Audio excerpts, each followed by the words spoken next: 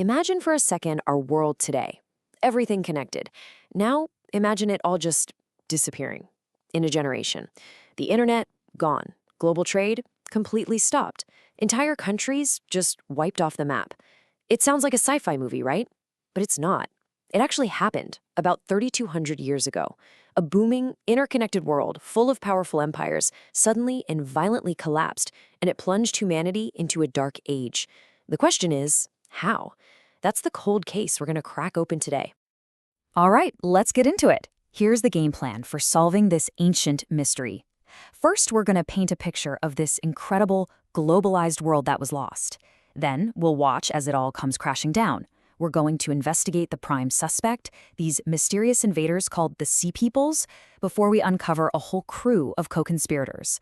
Finally, we'll deliver the verdict on what really went down, and, this is the important part, why this ancient story is a serious warning for us today. You know, to really understand how a world can fall apart, you first have to see just how amazing it was at its peak. And believe me, the late Bronze Age was a glittering and surprisingly modern place to be. Now, we are not talking about primitive tribes living in huts here. This was an age of superpowers.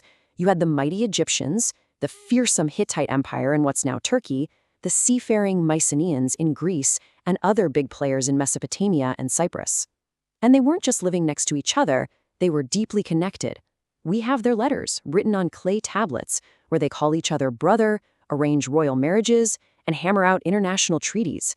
It's basically the ancient world's version of the G8 summit.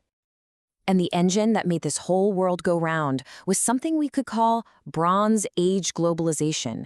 It was this incredibly complex web of trade routes by land and by sea that moved everything, not just goods, but also new technologies, languages, and big ideas. And right at the heart of it all was one thing, one material that defined the entire era. And that material was bronze. See, back then, bronze was the high-tech stuff. It was like the silicon or the lithium of the ancient world. You needed it for everything, for the sharpest swords, the strongest armor, even just for basic tools to farm. Now, bronze is a mix, an alloy.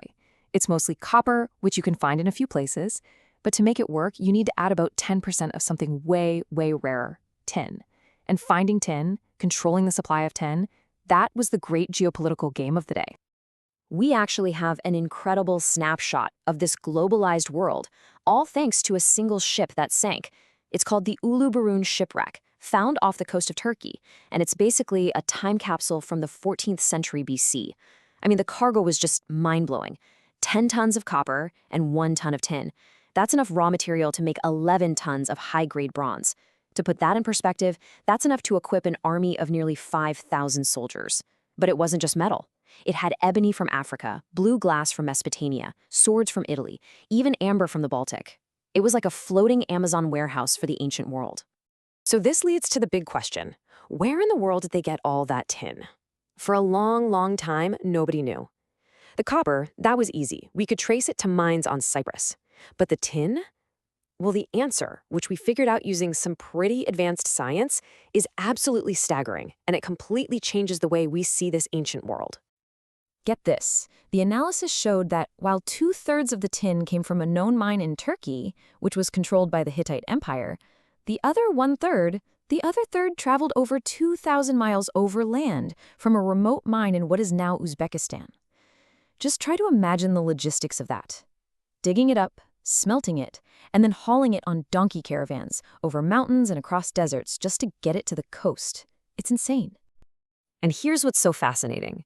This wasn't some simple trade between two big empires. Those mines in Uzbekistan, they weren't run by a king. They were in this remote, rugged region, run by small communities of highland herders. These weren't just some guys digging in the dirt.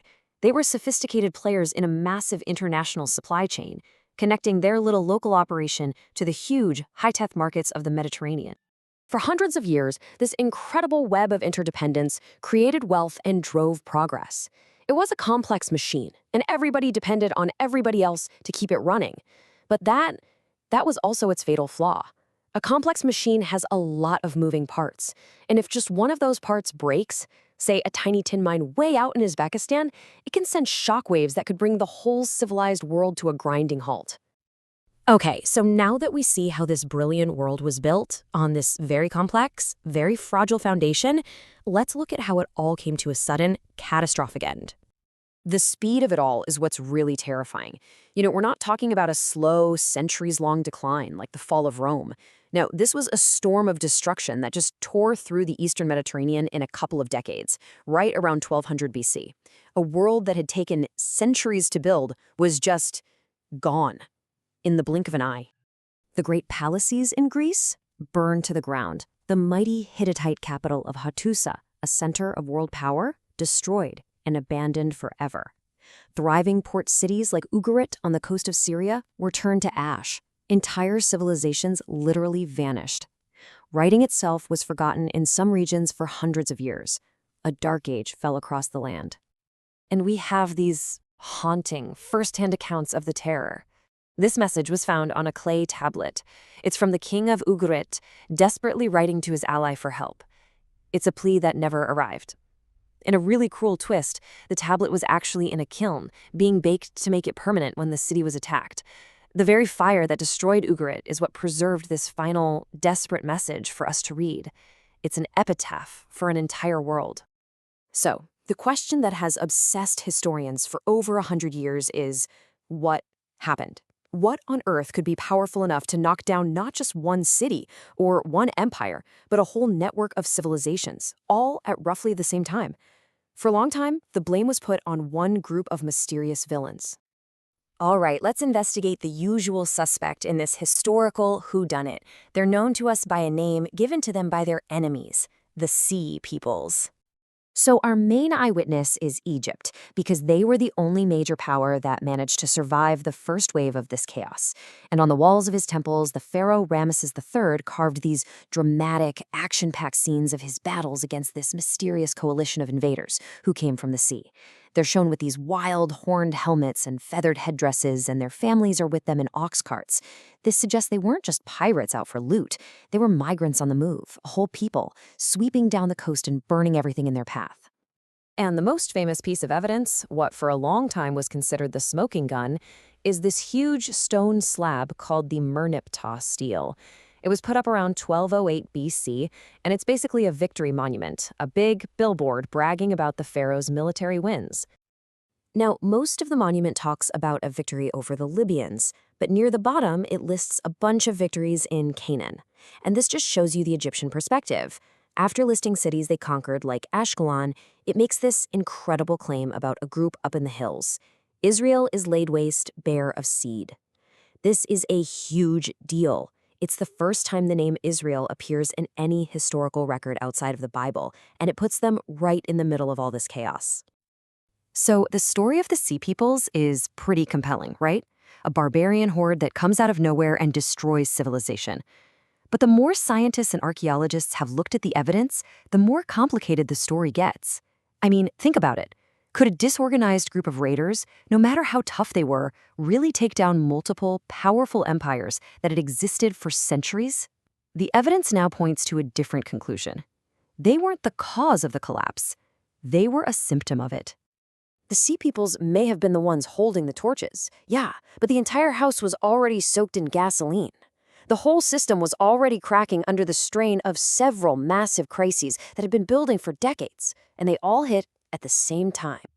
The first, and maybe the most important co-conspirator, was something they couldn't see, but it was powerful and it was relentless. Climate change. We're talking about a massive, prolonged drought, a mega drought, that settled over the entire Eastern Mediterranean for nearly 300 years.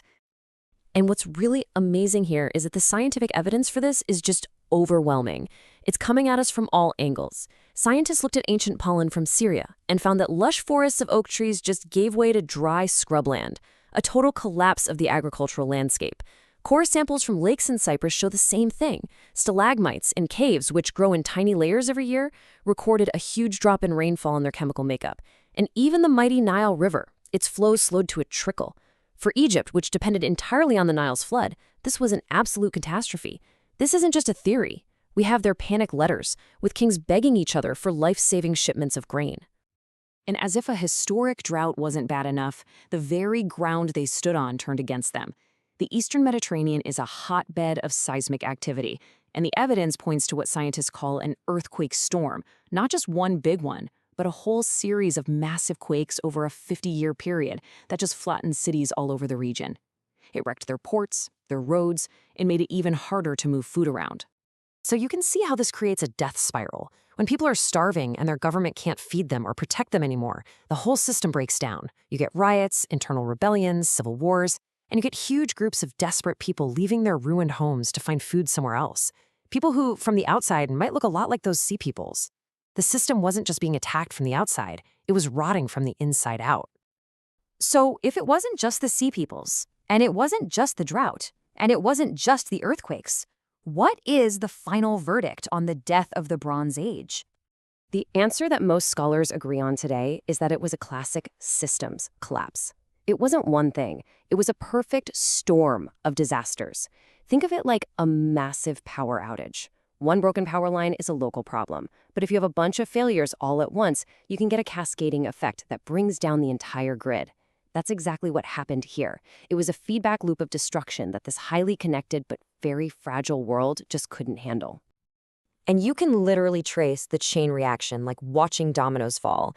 It starts with climate change, which causes famine. Famine forces people off their land, creating waves of migrants and raiders, the sea peoples. These groups then disrupt the shipping lanes, cutting off the trade in essentials like food and tin. Without that trade, the interconnected economies just seize up and fail. And finally, when the governments can't feed or protect their people anymore, they lose control and the whole state collapses. The system just breaks. But the latest research adds another fascinating twist to the story. It turns out that this idea of a universal fiery apocalypse across the entire Mediterranean might be a bit of an exaggeration. A recent deep dive into the archaeology found that of all the sites supposedly destroyed in the collapse, we can only confirm it for less than half of them. A lot of major cities weren't burned to the ground. They were just abandoned. This tells us the collapse was probably a more complicated, messy process of political and economic decay, not just one big war. Let's look at one specific case, because this is really cool. At the Palace of Pylos in Greece, archaeologists found this famous clay tablet. It lists these huge, urgent offerings of gold and maybe even human sacrifices to all the gods. For decades, everyone saw this as Exhibit A, a kingdom in total panic, making a last-ditch, desperate appeal to the heavens to save them. But here's the thing. When you look at the other tablets found in the same room, written at the same time, they tell a completely different story. They're just boring administrative records, an inventory of chariot wheels, tracking flax harvests, planning the next religious festival. It's all just business as usual. This suggests the people in charge at Pylos had no idea the end was coming. The collapse, when it finally hit, might have been shockingly fast and completely unexpected, a total system failure that the elites were just not prepared for at all. Okay, so this isn't just a really interesting story about something that happened a long time ago. The collapse of 1177 BC is a 3,200-year-old case study, and it has some pretty chilling lessons for our own interconnected, globalized world. I mean, the parallels are just impossible to ignore. A complex global economy that relies on long, fragile supply chains for essential materials. Check. A civilization facing a climate crisis that's threatening our food supply. Check. Mass movements of people leading to political instability. Check. The fact that our whole system is vulnerable to a series of shocks that can feed off each other. It sounds way too familiar, doesn't it? So here's the bottom line. The very thing that created centuries of wealth and progress for the Bronze Age world, that system of interconnectedness, was the same thing that made it so incredibly vulnerable. Their greatest strength, this efficient globe-spanning network, was ultimately their fatal flaw when that perfect storm finally hit. And that leaves us with one last, pretty sobering thought. We like to think that our technology, our modern world, makes us immune to this kind of total collapse. But are we really more resilient? Or is our own even more complex, even more interconnected civilization just one perfect storm away from becoming the subject of a history explainer 3,000 years from now? It's definitely something to think about.